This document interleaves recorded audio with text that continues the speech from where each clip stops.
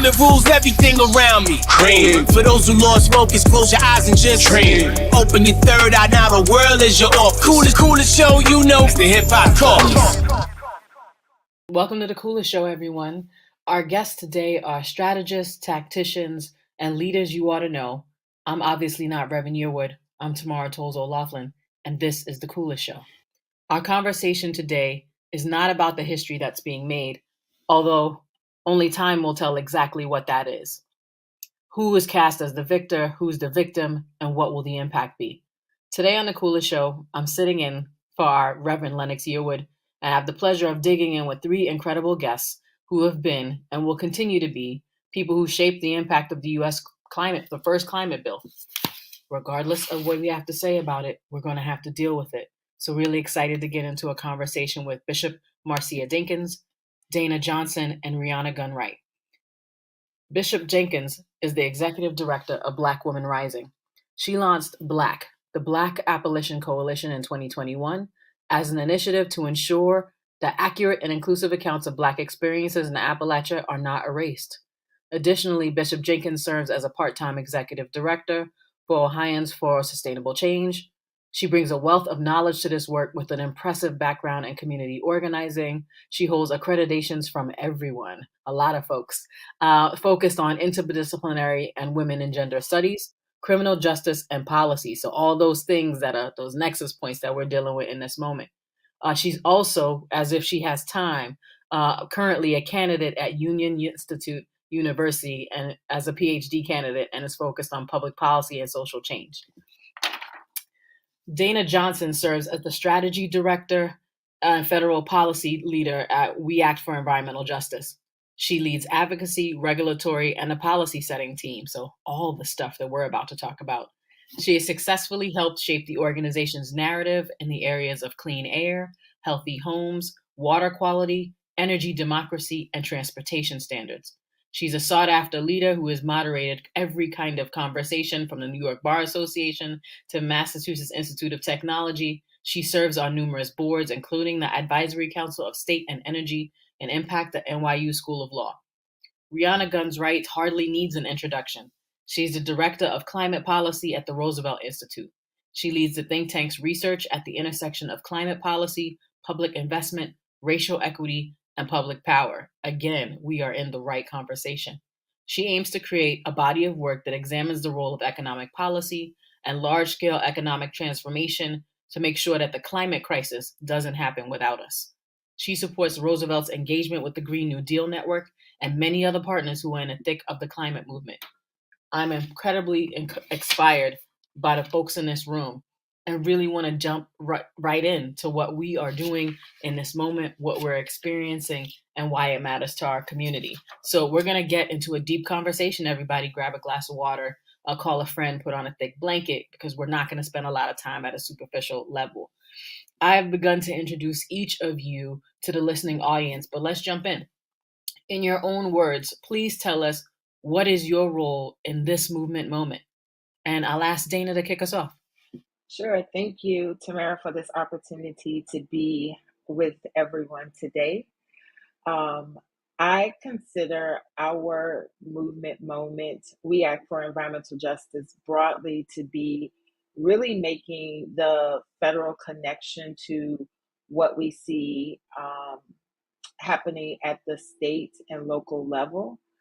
I see our role as carrying the message, quite frankly, and the water for frontline groups in a federal space, and doing all that we can as an organization and me as an individual to be sure that our interests are represented as best as possible in policymaking, deciding what administrative action to take, and quite frankly, being sure that those who don't represent environmental justice in their daily work uphold environmental justice principles to the extent that I can when they're sitting in spaces talking for us. Yeah, so I think of my role as twofold. The first role that I'm trying to play is really thinking through how the transition to clean energy is structured and how we can structure it in a way that makes sure that frontline communities and the same communities that are often used to ensure that like a transition happens, the transition happens on their backs, that that's not the case this time. And that the transition is happening in ways that actually enhance public power, are more sort of small d democratic. Because people think that, I think often we think of like an energy transition as just switching sources of energy, but it's an economic transition. And so thinking about how does that need to be structured so that our economy is actually more just and more democratic and more inclusive than the one that we have now. And then I think my second role is really helping to organize other sort of think tank folks and policy experts so that we are aware of and hopefully marching in line in terms of strategy with advocates, especially folks on the front lines, because traditionally we don't often talk. So trying to organize the policy space so that we're not like off saying one thing and doing one thing that ends up not being helpful because we don't know actually what's going on or what people need. And that's powerful. I'm going to ask you, Bishop Dinkins, can you tell us a little bit about your role in this movement moment? And then I'm going to ask you a follow-up question because I think they're connected. So what's your role in this movement moment, Bishop? Like Rhiana, I think I see my role as multi-layered, multifaceted. Number one, it's about education. You know, she said this is an economic transition. So I see, you know, part of my role is bringing together the communities who are consistently divested from environmentally and economically in the Appalachian regions, more importantly and specifically Black individuals and their stories. Because what continues to happen is because those voices are not there, those stories are not heard, and we are invisibilized and or erased, especially as Black women, that our stories aren't told. So there's always this historic divestment when it comes to economics and equity. And so part of that is making sure that we have our voices are heard so that we can have a reallocation of funds and ensuring that these funds are coming to our communities and meeting us where we are. The other part of this that I see as a dire need is as a faith person, as a person of faith, we're going to have to put in faith voices. It's this level of holding, you know, faith institutions accountable for education, advocacy, and awareness, but also building, you know, to a point where the Black church especially is involved, because who's sitting here, who's sitting on the pews impacted? They are. Who are the ones who's losing? They are. Whose family stories are they hearing because of a lack of access to health care, or they're putting food pantries in? The Black church. You know, and while I'm speaking to a segment of people in the Appalachian region, the white experience and the Black experience, they do kind of connect. And so it's also helping people to see where we meet, you know, so that we can have this multi-layered, people-centered movement that's making sure that, you know, resources are allocated, stories are being told accurately, and we are building sufficiently so we can move to sustainability in our communities. Wow. So indeed, you're all handling a lot and holding space for many other people. Bishop Dinkins, I really am curious about the people you spoke about, the geography, the identity, the why location matters. Can you kick us off by talking about who is your community so that our listening audience knows? And then I'd like to ask the other guests the same. Who is your community, and how is that community receiving the news of the Senate passage of the Inflation Reduction Act? So, you know, I'm going to say my community is Black women. My community is, you know, people who live in Appalachia who either identify as Black or are having trouble identifying as Black because of the historic harm that they've been, you know, impacted by. And it's also clergy, you know, and all of these identities, you know, fit together. And so how is it impacting us? When you think about, you know, the IRA, you know, part of the problem is it's still this part of divestment, it's still this part of harm because they don't look at the Appalachian region. Let's be real about it. They have white America, Black America, rural America. And so they've not figured out how to connect these Americas so that they simultaneously work together for economic impact and equity. And so, it's impacting us because you're still left out. What's going to happen is, and especially in the Appalachian region, there's all this, the land use for fracking. There's the extraction, of resources. And because of the narrative that's attached to it, what's going to happen is you're still going to see people in these communities harmed. They're not going to be able to have this just transition to clean energy like it's being talked about. It's always this discourse with Black people or people in the Appalachian regions moving over to clean energy or renewable energy because they haven't figured out how to do it. And so, the story is, I just say it's like this as always, they're left out, we're left out.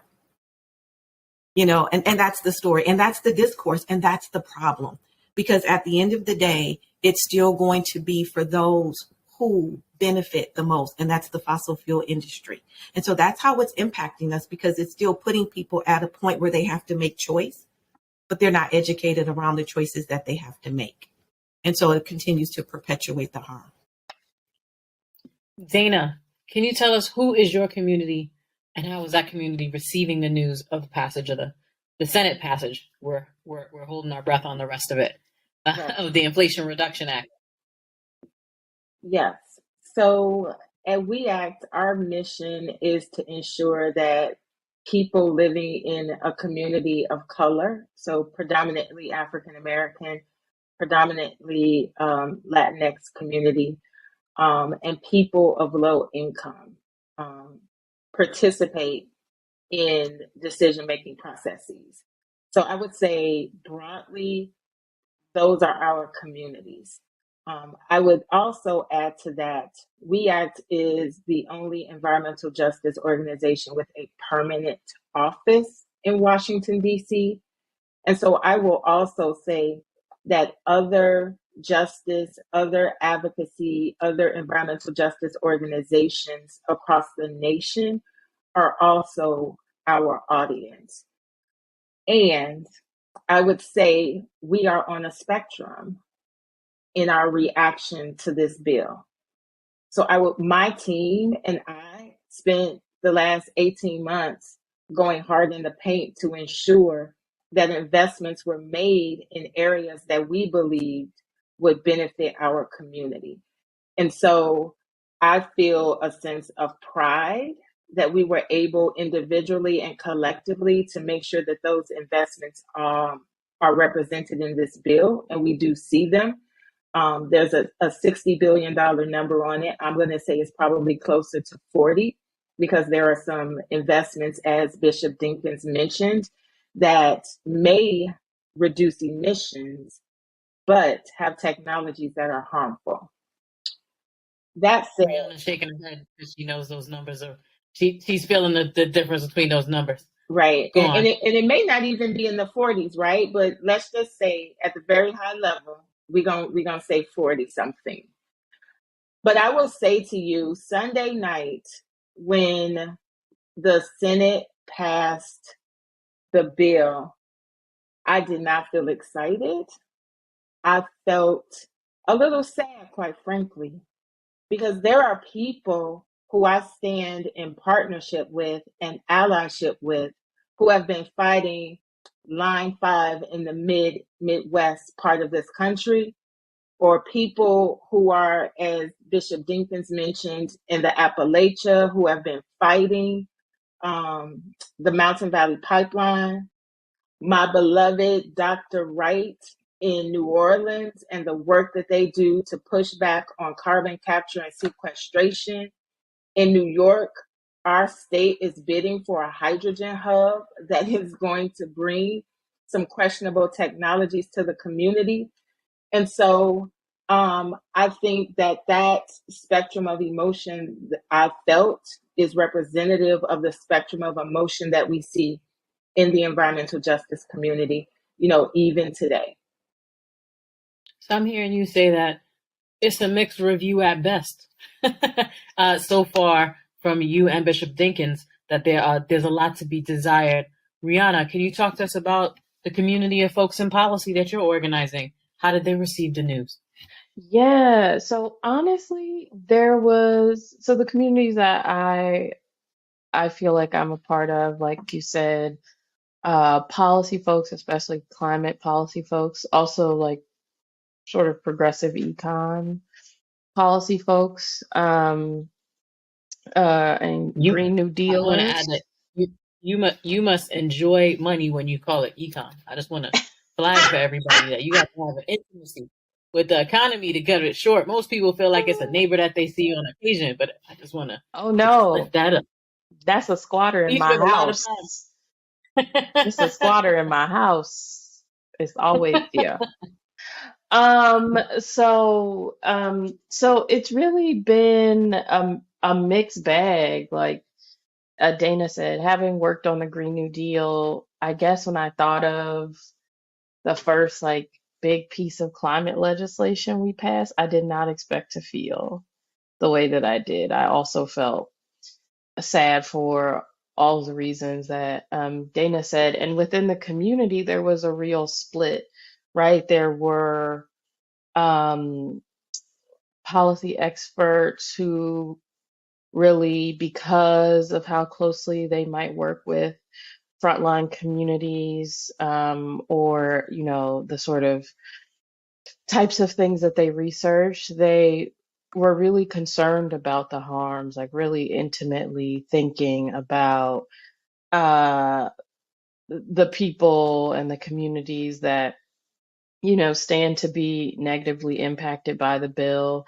And then there were a lot of folks who were celebratory, right? And just very focused on um, the fact that the Senate had done something, right? Because truly, this is the first real piece of climate legislation that is focused on climate in this way that's ever passed. And, there's people who've been working on it for decades. And so there were a lot of people who were just celebratory, and very excited. And I do actually think it's going to be a really difficult and interesting journey ahead because there were some harms done, I think, in the reception of the bill among some policy experts, because, one note celebration in the face of harm is hard to take, and it's hard, I think, for a lot of folks, especially I'll say like policy folks of color like me, to not feel erased, right? And to not feel like our communities and our concerns were not heard. So it's an interesting moment. And it's also, I don't know how you all feel. I feel like I'm also part of a community here in Chicago. And a lot of my community here in Chicago didn't know, right? It's this big part of my life, and they didn't know. And then when we talked, I remember I had a friend who I was like, I feel weird about this. She was like, yeah, it sounds racist, but will it save the trees? And I was like, I, I don't Right. didn't know how to respond. Racism has saved no trees. I can that I she quick was like, fast. I mean, it's bad, but not. I was like, I don't know. So it's interesting because I do feel like on a broader scale, like outside of these policy focused communities, I feel like a lot of people really don't know Mm. about the bill or what's in the bill or the trade-offs. Wow. That's incredible. And as of this moment, we're in the middle of this conversation, in the middle of this moment becoming real. I'm going to ask all three of you to talk a little bit more about the media narrative, because that's another narrative happening in parallel to what we're experiencing, to what community is experiencing, to what different sectors of policy and climate and environment and activism are experiencing. The media narrative around the Inflation Reduction Act has varied greatly. What we know for sure is that the compromise that the bill is happened because of Senate Majority Leader Chuck Schumer and Senator Joe Manchin. It also represents a record release of funds for decarbonization, electrification, energy efficiency, research and development, vehicle transport, and forests, among many other things. So I'm going to ask each of you, and we'll start with Bishop Dinkins. What's the controversy? I think you all touched on it a little bit, that in your own response to the bill, there was mixed feelings. And when you thought about your partners, there's mixed feelings. Is that where the controversy is? And can you tell the folks who are listening, who, as Rhiana pointed out, might not even know what the big deal is? Can racism save any trees? Like what? Like to the people who need to know if racist bills can save trees. Please give us a sense of what you think the controversy is and what people in this audience need to know about it. So from just the spaces that I've been in, the big controversy is, number one, those of us who have been on the front lines and organizing and engaging our communities around, climate, the climate crisis, the environmental impacts. It feels like this is just the beginning.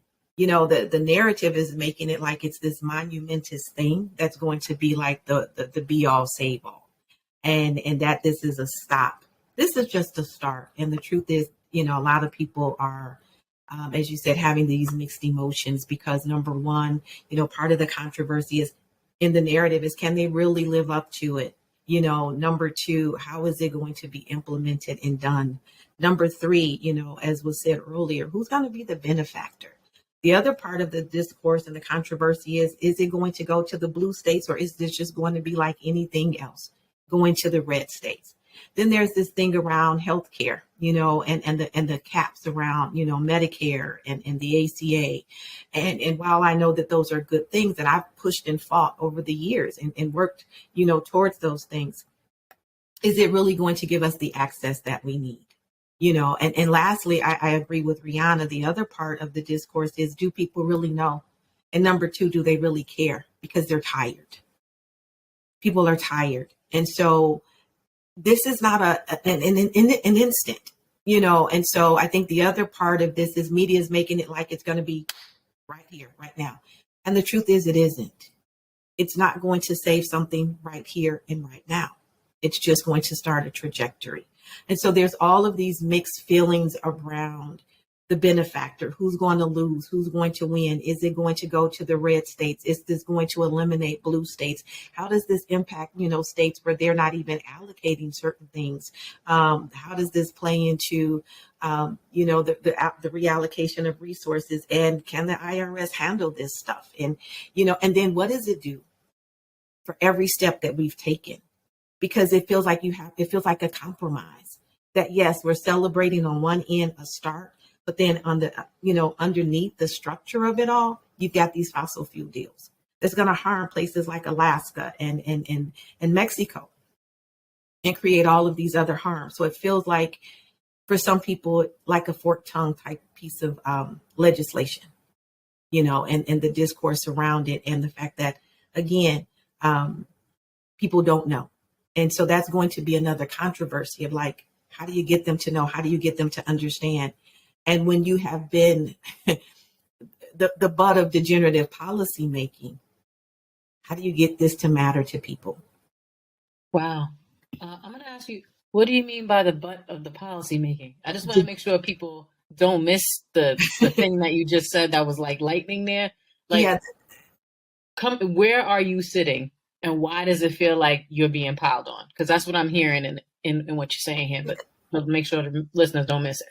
Degenerative policy making has just been policies that has always been against Black people, poor people. Degenerative policy making has always promoted benevolent racism. When you get into communities where they're like, we're going to teach people that, the Latinx comes, or, Hispanic people come, and then they want to create these social conditions to make you socially acceptable. And then it's benevolent racism because we want to take the language and the culture and colonize you in such a way that our policies are superimposed upon you. So we're always on the back end of everything. We are never in the forefront. We are never thinking, we're never in the forethought.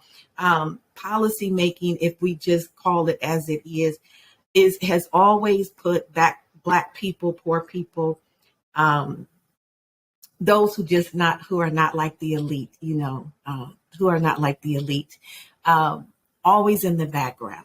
And so when the policies come, we get the butt of it, so in other words, we get the crap. Thank you for making it plain. Dana, I'm going to ask you on behalf of your community and your life experience, what's the controversy? Yeah, so I think there are two controversies here. I think Bishop Dinkins hit on one. It is, what do we truly consider to be robust, meaningful, benefit all policies? And because this is a climate bill, I think that some advocates, some entities get to compartmentalize, right? So they get to pass climate legislation and feel like it's a win. But when you are sitting in a place where the climate crisis is centralized or environmental injustices exist, then for us, and I borrowed this definition from Monique Hardin with Deep South Center, when you think about clean energy, when you think about meaningful climate policy, it can't advance a production or use of energy that will harm communities. It can't perpetuate racially disproportionate pollution burdens, and it can't contribute to the climate crises. And so when you look at this policy, we got to look at it through those lenses. And as was noted, communities will feel sacrificed if any of those things are present. And so the second part is the interpersonal relationships that we as individuals representing communities of color have with those who sit in a national space, right? In the national green movement. And in that instance, we have a real different definition of what a win is. So if you are a national environmental or green organization and you've been in the streets since Waxman Markey, you feel like this is the best thing since sliced bread. You got to win. You came through on what the funders gave you money to do. But if you are an environmental justice group, you like, wait a minute. I know the devil I've been dancing with for the past 30 plus years. Now you have introduced a new player with some of these degrading investments, some of these questionable technologies, this permitting reform deal, this American Petroleum Institute permitting reform deal that was made, that is at its heart going to undermine democratic processes when it comes to determining the who, what, where, when, and why of what happens in a community of color. Like, this ain't a win if you sit in that space. And so if you've been in partnership or allyship with someone who is dancing in the street and they holding up champagne glasses and you trying to figure out how you organize and respond to, quite frankly, an undermining of your power, then, there's some tension there. And I think that is a big controversy to a point I believe was made earlier, and that I know you'll get to in the way this was reported, right? Like, that nuance is really not being taken into account.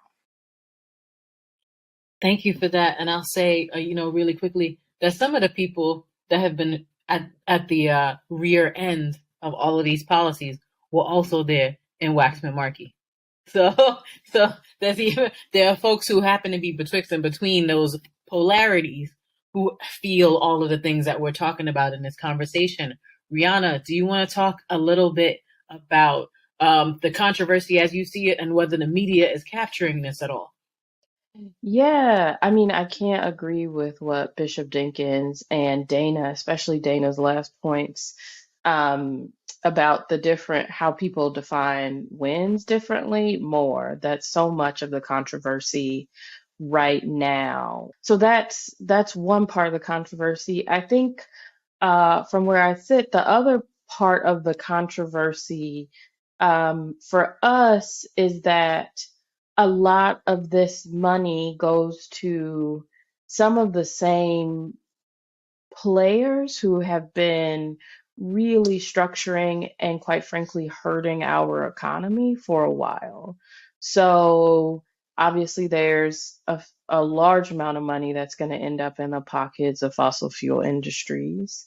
There's also with the tax credits, because there's only direct pay when it comes to renewables for public entities, that means that there's still a large role that Wall Street is playing in deciding where solar and wind projects get built, and where um, what projects get built, which all has an impact on communities, right? Because they're going to prioritize profit over, the benefit to communities, even of course, though the tax credit is boosted if you serve a disadvantaged community.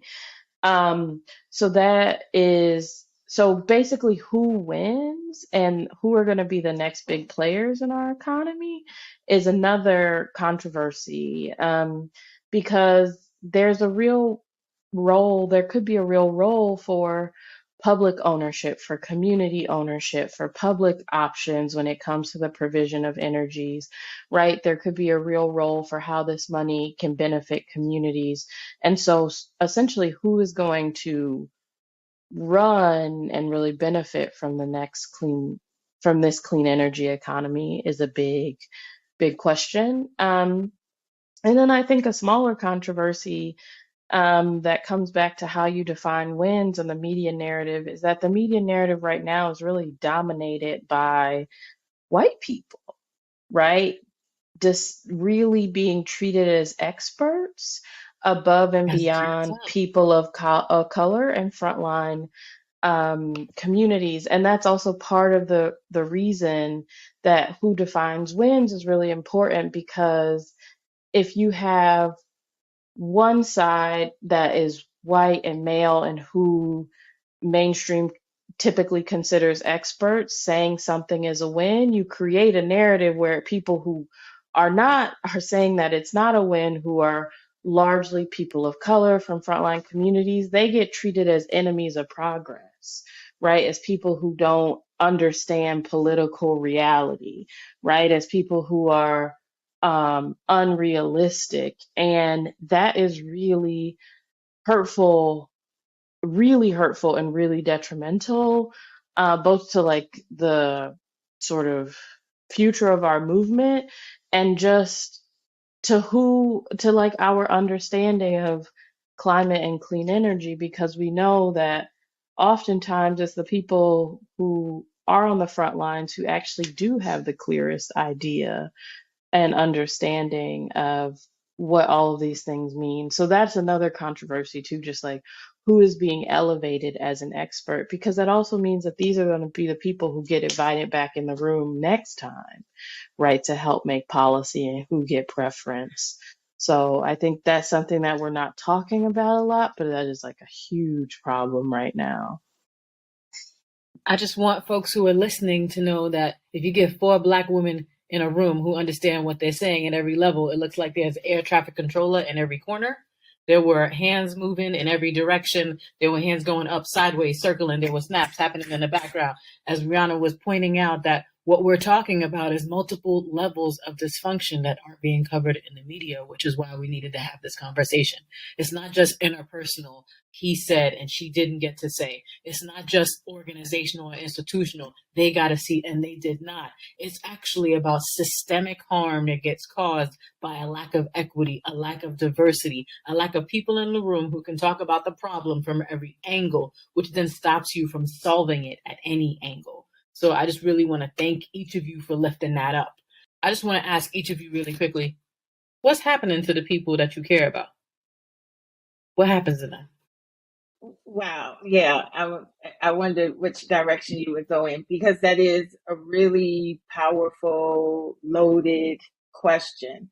Um, and I think that what happens to the people that I represent is we put our statements out that talk about, what's good and bad in it, but we continue to fight.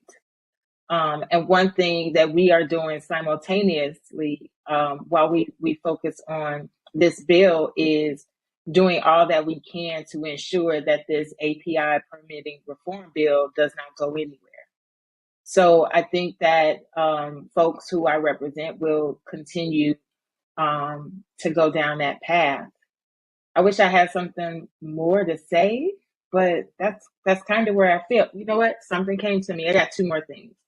One thing is we have to focus on how this gets implemented, because I am willing to bet that agencies and departments within this administration are still trying to figure out what to do with bipartisan infrastructure money and how to develop programs to ensure that that's implemented in the way that it was intended.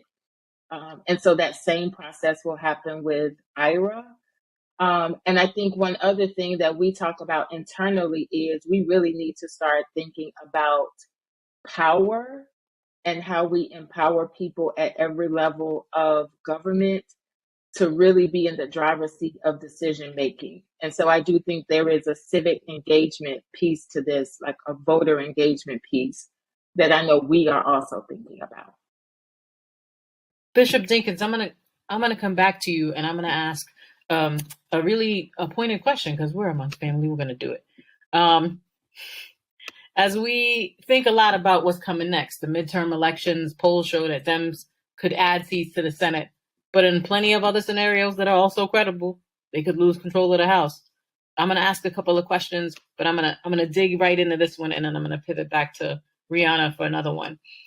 It dawns on me, as Dana points out, that this question is a tough one, that there's some things that are going to happen next. And I have to ask you, as someone who represents people who are largely invisible in a conversation that affects them, is the politics of this moment, the passage of this bill, something that will even matter immediately? Are people worried about it on your street, in your community, in your neighborhood, in the places where you go to do your work? Or are the folks there just preparing for the worst of times, regardless of who wins or loses? That's a question there, because it depends on who you're talking to. There are some people who they will look and we talk about civic engagement, and they see this as that political lever, this moment as a political lever that can either be broken so that we can move forward, or it could be a political lever that will in turn just continue to promote and perpetuate some of the harms and the things that we see. And so for the people that we serve, or the people that we are with, it's like some people are saying, like we in Pittsburgh, some of our work is in Pittsburgh, and in a very small community, is they're saying, for what? We always know how to make $1 out of 15 cents. And so that's how they treat us, that you got to make $1 out of 15 cents, that you got to make it work. It reminds me, and I, you say we're family. So it reminds me of the movie Friday, when Smokey's mother gave him $1. He said, what am I going to do with this? And she said, make it work, so they understand that we know how to be creative, and so we're always going to continue to see this lack. So unfortunately, people have gotten to the point of just saying whatever. It doesn't matter, and it's not, and we're talking from my son's age, who's 22, to my 16-year-old, who's like, this is just a capitalistic system, and I don't even understand why I get up and get out the bed. And he doesn't even have a job. But at the end of the day, it is the point of people are tired on different levels. And so I think this is going to look at just where you find yourself situated in this situation. There are those who are just like, hey, I'm done. It's nothing I can do. And it's going to be what it's going to be. There are going to be those who just don't want to hear it. because they don't know, but they don't want to hear it because what has it benefited me? And then there are those like myself and Dana and yourself and Rhiana who feel like, yep, I'm still invisibilized, even in the policy making, because regardless of the fact, the only thing that we are is a qualitative piece of data, that they consistently want to utilize to uplift and uphold and undergird their benevolent racism, their ways of white normativity and othering, to say, well, we gotta think about this. We're not a both and, it's an either or.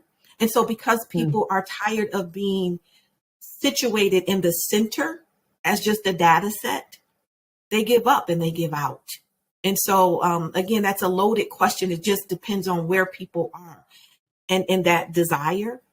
And then to add on to all of this that we just haven't really talked about is the grief, is the trauma. That's right. Through all of this.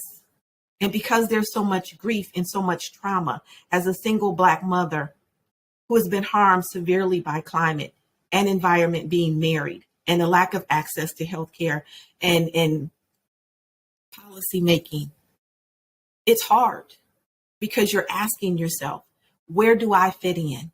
And so it's this point of even trying to figure out your identity, your political identity, trying to figure out what the policy is that's not going to hurt and harm you anymore than it already has. And then how do I navigate and maneuver in a space that doesn't even have a space for me? And so I think this is just kind of how we're going to see people, because at the end of the day, as much as we push, as much as we fight, you still feel betrayed by social justice. Wow. It reminds me of amongst the criticisms or the demands that have happened as a result of the Senate passage, the Movement for Black Lives, in its statement opposing, among other things, said that that Black people refuse to be a constituency for a forgetful democracy. And that's just resonating from this conversation, is that we have been there again and again for every contest and every conversation, for every time we had to take a deficit in our own community that didn't get calculated, or our labor was not calculated. So here we are. What's old is new. Rhiana, I'm going to ask you and Dana to jump in, and then we'll come back to Bishop Dinkins. What do you want to see happen next? Like, we have talked at a really deep level about the moment we're in and the history it leans on. But what do we want to see happen next? And with who, from your perspective? Yeah, so I want to see a few things happen. So thinking about the bill itself, I want to see, particularly in the policy space, everyone really throw down around implementation and really, really work to get behind frontline communities, right? And leaders, to have them really laying out what is necessary in implementation. And then I would really love to see policy folks sort of work to amplify that and make that real, because one of the double-edged swords of the IRA is that it's a reconciliation bill. So it just allocates money. A lot of this money is really ungoverned. They don't know what the programs will look like. They don't know the regulations. They don't know the rules. And so the upside of that is that there can be a lot of pressure and tussle around that. So you sort of drag the money in the ways that it needs to go. But that takes an enormous amount of work.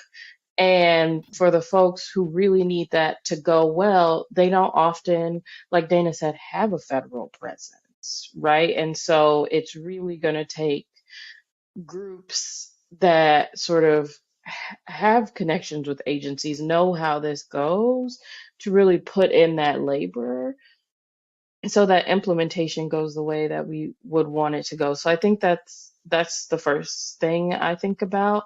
The second, like Dana said, is really piecing together a real strong opposition to this permitting bill. And really, MVP. The MVP. So the part of the compromise was that in exchange for Manchin support, right, they are going to approve the Mountain Valley Pipeline. along with moving actually jurisdiction over matters to a more a friendlier court, which is really wild, and also a set of permitting deals, changes to the Clean Water Act too. Right, there's a set of changes, and we really have to oppose that. And I think it's really incumbent on folks in policy who are saying, well, the permitting reforms could be good for clean energy, to really think about what is necessary for the permitting reform. How does permitting need to change to be easier for clean energy in ways that don't benefit fossil fuels, and don't just sort of really gut the process by like time limiting it. There's lots of ways to solve a problem. It doesn't have to be this one. So that, and then I think the third, which is just sort of intra movement, is we really have to have a come to Jesus moment um, where we have a real conversation about, one, the difference between harm and having your feelings hurt. Not always the same thing. And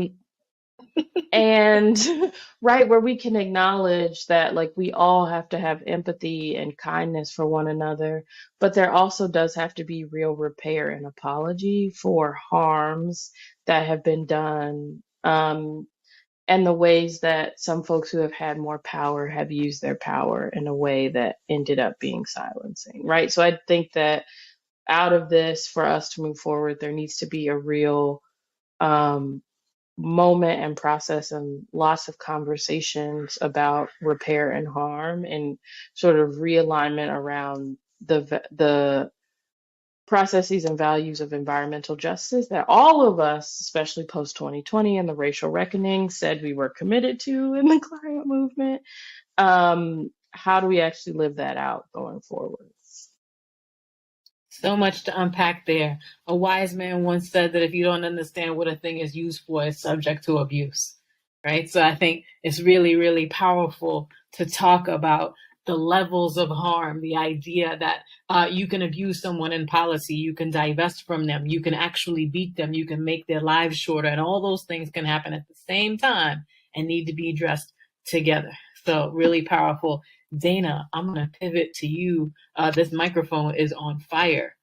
What do you need to see happen next for your community's health? And what is safety and survival in the climate crisis? What does that look like? So I got to put a finer point on this civic engagement piece. We need, in the words of Iyanla Vanzant, to start calling a thing a thing.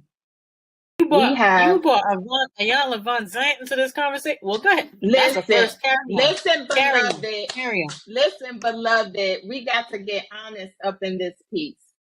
We have a Christian nationalist, white supremacist movement in this country that is seeking to undermine the ideal of democracy and the application of democracy in this country. And I will be the first to admit the value proposition for engaging in the voting process and the political process is not always there for people of color, people of low income. As a Black woman, this back is not made to be carrying democracy, but we got to be real, y'all. We got to be real. The way this political system is set up today, if you are voting Republican, you are voting to overthrow the American government and undermine democracy. Let's not play games. And so, midterm elections, 2024 elections, 2030 census, we don't have to wait to 2028 to get on this. Let's start building power. If we are going to see meaningful, impactful, holistic, quality, substantive, environmental justice, climate, housing, economic, energy policies passed, we're going to have to do it. And we need to have the power to be able to do it. So Sure. I mean, we could just close the pod now. But we won't. But there's so much in the last 5 or 6 minutes of discussion that I think people are going to have to rewind it and unpack it again, because we're not just talking about emotional state. We're not just talking about the environment and climate. We're not just talking about the state of the politics. We're not just talking about how it gets resourced and who is seen as leaders. We're actually talking about all of it simultaneously. This is an incredibly potent conversation.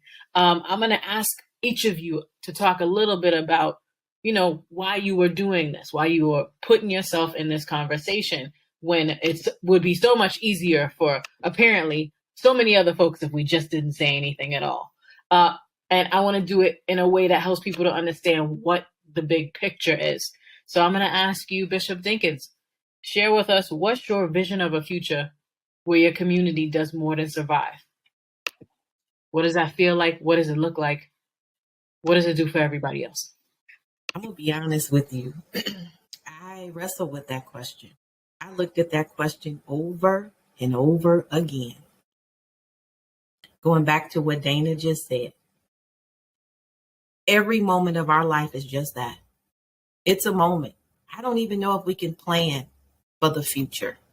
When you look at the civic engagement process, when you look at it, just take a broad stroke of a pen. It just takes an executive order. It just takes for somebody to say, it just takes for some mapping to just, to stack the odds against you. What part of that?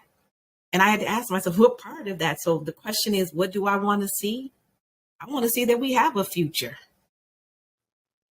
I want to see that we have a future. I want to see my grandchildren have a future where they don't have to fight like I'm fighting, where they don't have to be a load-bearing wall, like we as Black women have had to be load-bearing walls. I want to see where you hit something, Dana, on head, the Christian nationalist movement. I want to see faith leaders without forked tongues. And I want to see them in a point where they are giving back to their community. I want to see where you quit taking my tithe and don't tithe back into the community to help the community be whole. I want to see where we have, where you come out and you plant a tree in my community. I want to see more babies alive than dead because of maternal mortality. I want to see clean water when I turn on the faucet.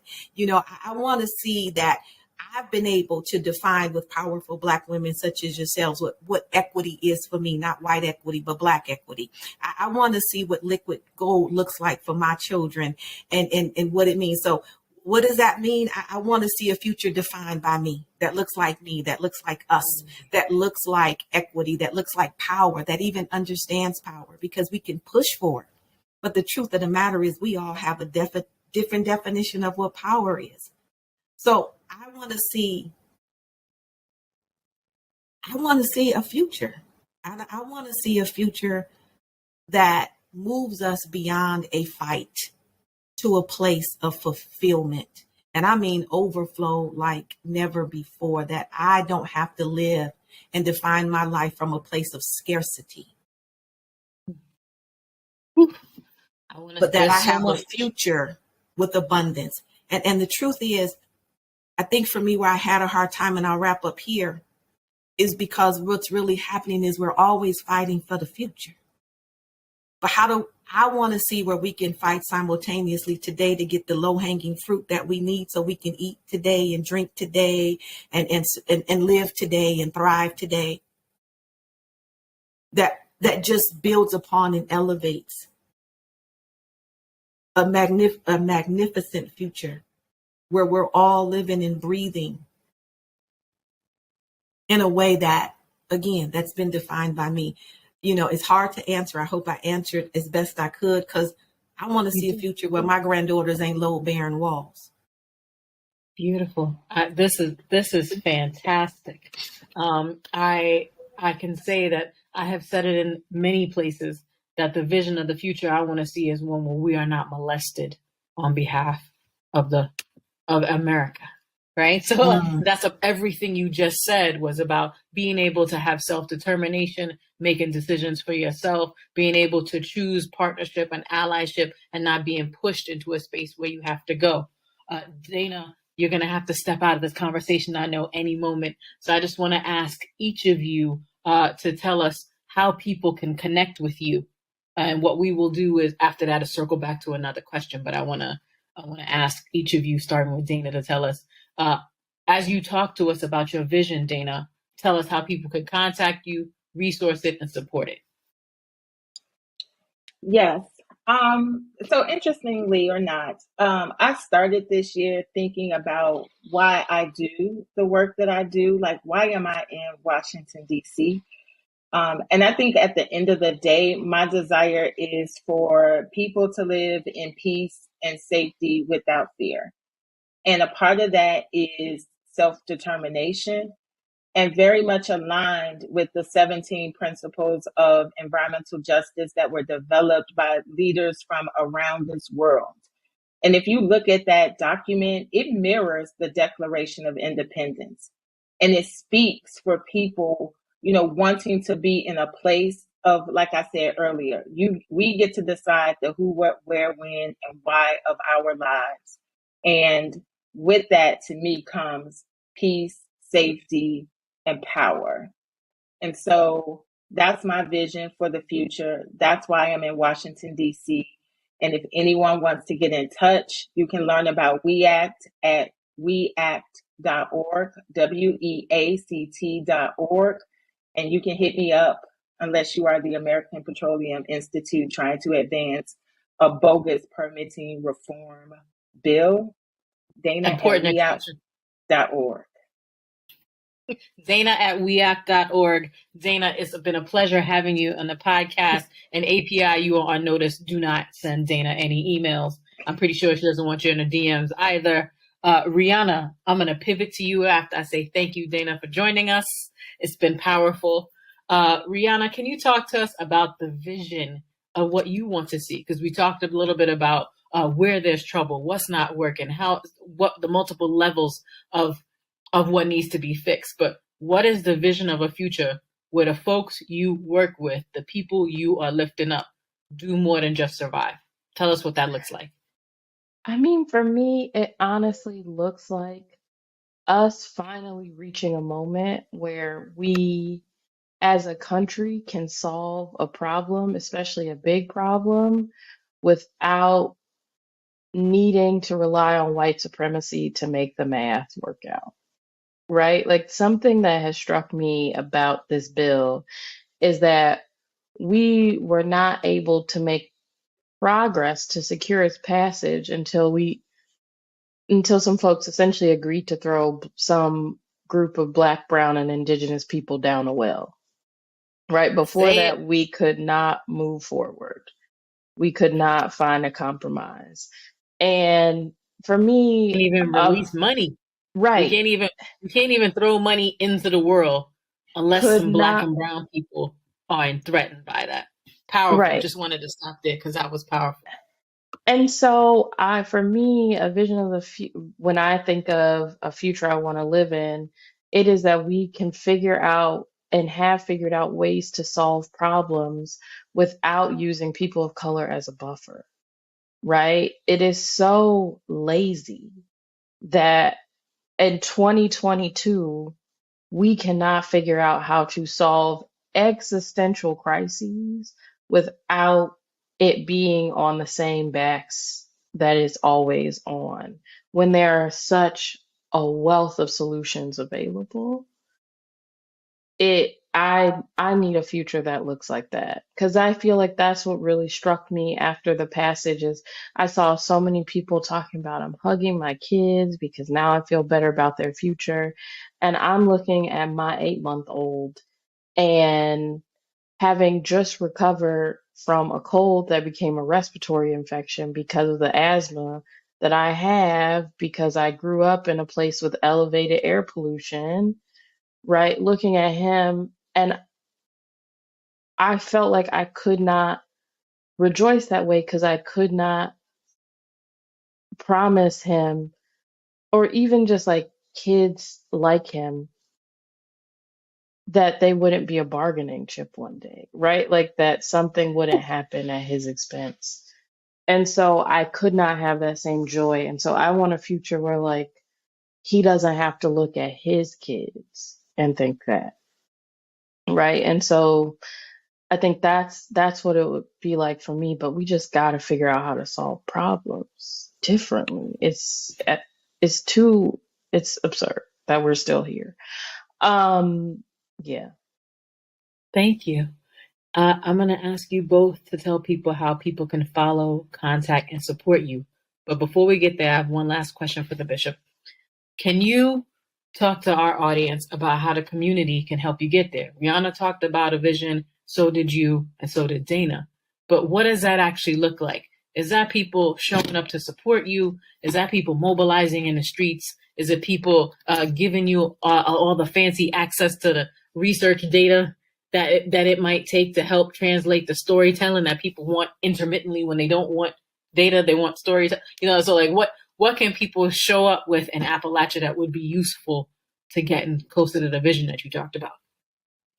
What we talked about is really what Rhiana has talked about. What are some of the ways that we can come together and identify a solution? And so after holding a policy summit a couple of weeks ago, what we've decided is we need to build out an agenda. So we need people to come out. We need people to share their voices and their stories. We need the community to come out so we can build a pathway to leadership so that we can tell the story from our lived experience and not from that, as Rhiana mentioned, the white supremacist structure, or from this romanticized narrative about Appalachia and rule that continues to divest, from Black people. We need, and truth of the matter is, we just don't need Black people. While Black is about Black people, we also need the community to come out as a whole. So that means we need white Appalachians to come out. We need, and let's break these dividing walls, because some of these words like exurbs and urban and all of that, we need people to come out. And the vision is that we build this 50-state campaign and then some, so that we are coming together to learn how to identify solutions. So that means we need researchers who can come help. We need storytellers. We need single mothers. We need people who can bring water, who can bake brownies. We need people who can come and just show up so that we can sit down. We need thought partners. We need, we need faith leaders. That's how the community can come. The community come as you are. And other ways that we can meet this is that we meet people where they are, because I can make an ask all day long. But when you are pitted against your everyday life, we need the church to come and give us some meeting spaces.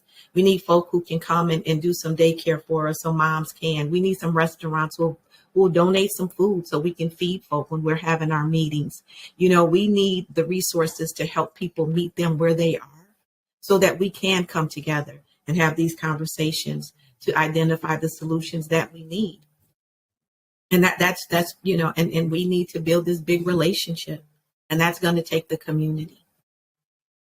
Well, on that note, I'll thank you both for what has been an incredible and powerful conversation, a broad-ranging one that covers so much of the work that I ask people to put it in their knapsack and bring it back out again. That way they're ready for the fall. Bishop Dinkins and Rhiana Gunn Wright, can you both tell us, I'm going to ask the bishop to start, how we can find you, how do we keep up with what you're doing, and how can we support you? Bishop. Yeah, so you can find, you can email me at helloblack, and that's HELLOBLAC at blackappalachiancoalition.org. You can follow us on our website, Black Appalachian Coalition, I believe that's .org. You can follow us on Twitter and Facebook and Instagram. You can also go to the website and identify ways that you want to join with us. Other ways that you can support, we always could use financial supports. We're a new and emerging organization, but we also need people who are willing to share their stories and tell their stories, because we have a story map where we put those stories there for people to deploy in their communities and to use as resources. We need your voice. So by all means, again, Hello Black at blackappalachiancoalition.com. blackappalachiancoalition.org is our website. And you can also follow us on Facebook, Twitter, and Instagram. Join our work, join our voice, tell your story. Thank you. And I'll just add for folks that Black is spelled BLAC. So don't forget to leave the K behind, and especially if there's 3. Rhiana, tell the folks how they can get in contact with you, how they can follow your work, and how they can get a little brighter every day just by listening to you. Well, don't catch me on a bad day. This one. So you can follow our work at Roosevelt Institute. So we are Roosevelt Institute on Twitter. Our website is rooseveltinstitute.org. The name of our program is Climate and Economic Transformation. So you can click there and read all of our papers, all of our briefs. You can follow me on Twitter at rguns, and my DMs are open. That's probably the more ideal way to contact me. And that's about it. Well, thank you all for just making time. It has been a powerful afternoon, morning, or evening if you're listening to this with Bishop Marcia Dinkins, Dana Johnson, and Rhiana Gunn Wright. They are the strategists, tacticians, organizers, and leaders you already know. I'm Tamara Toles O'Laughlin, and this is The Coolest Show. Thank you for your time. This is The Coolest Show, brought to you by Hip Hop Caucuses. Think 100%. It's the coolest show, you know, keep the culture connected. It's the coolest show, you know, in your ear, yeah, respect the expert level information, entertainment, education. Rap here, we got you covered as you hit your destination. Climate rules everything around me. Cream. For those who lost focus, close your eyes and just dream. Open your third eye, now the world is your off. Coolest show, you know, the hip